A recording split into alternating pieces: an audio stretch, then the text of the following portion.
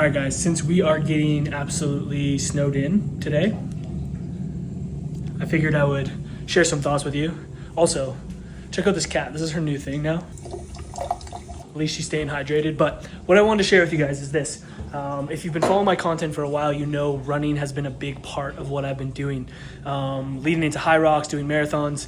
As of October, I've probably ran the least that I've run in a really long time. I was running 60 to 70K weeks, and then since Hyrox, I think I'm running like 10 to 15K per week, which is not a lot for me.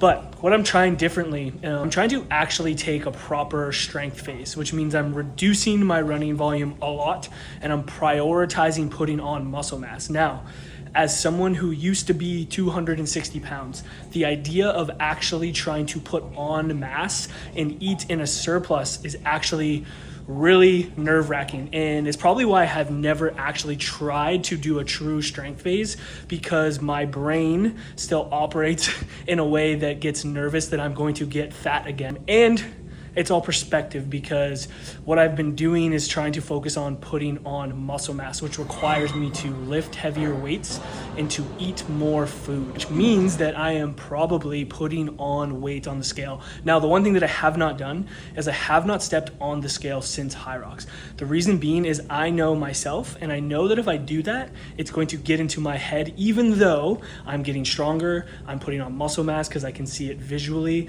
My numbers are going up. I'm feeling good with my training. These are all things that are indicating that I am on the right path with the phase of training that I'm in.